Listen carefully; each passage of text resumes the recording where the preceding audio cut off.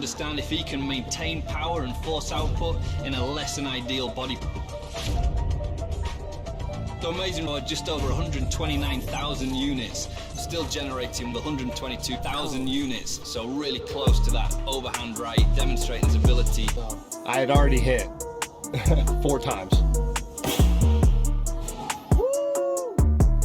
170. We have a new Ford Escort world champion. The middleweight Joe Pyfer now holds the world record only on the power cube, punching harder than anybody else. And specifically, this is a contest between Pyfer and Francis Ngannou. And not only did he beat Francis Ngannou's record, he completely shattered it. So not only does Joe Pyfer hit harder than a Ford Escort, but not as hard if John Jones is driving it. No, but for real, it was a legit punch. He threw a good hook. He did have one step forward before he threw the hook, which is not going to make him hit drastically harder than Francis Ngannou all of a sudden. Regardless, he probably would have gotten a higher score if he stepped, if he didn't. But why isn't this number being paraded like Ngannou's number when he broke the record? It's because the people behind the machine said that there was something wrong with the machine and they're not going to count it. So he goes and hits the power cube, which is the same machine that Francis Ngannou hit to make his world record known. And at one point even said that he hit over 190,000 units. I don't know exactly what these units they're using are, but we do know they're calculating force and speed. And perhaps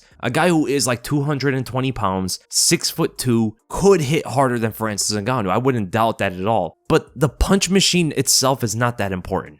What's much more important is just to see their fights. It doesn't matter who's punching a machine harder when we could just look at the results of a fight. I think it's important to differentiate punching power from knockout ability.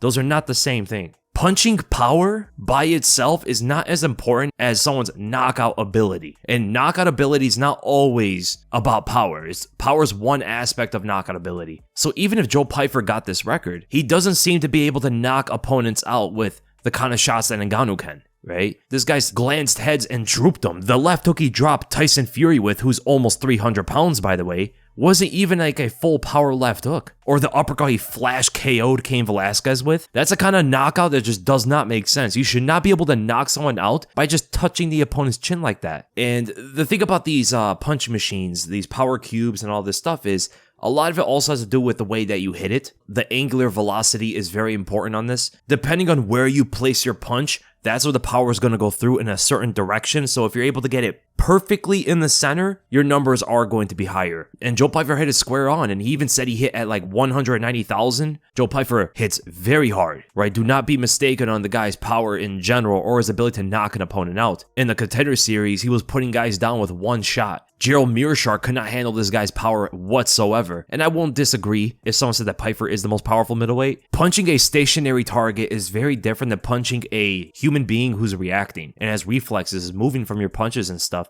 And the anatomy of the body is going to magnify the possibility of a knockout depending on where you hit them, right? If you hit them in the chin, you hit them into the temple, they're going to go down much easier than you hit them in the forehead or something like that. So precision is going to be very, very important. Power is a simple way to look at someone's ability to knock someone out, but it's much more than that. And you can even argue that power is not the most important thing, but we always dumb it down to the term knockout power, when I honestly think that's not the proper term if you're trying to describe someone's ability to get knockouts. So in conclusion, Pyfer has, I guess, the unofficial record because for some reason they don't want to count it. Everybody knew he hit very hard. He has a lot of great knockouts on his record. We should not be conflating punching power with the ability to knock somebody out.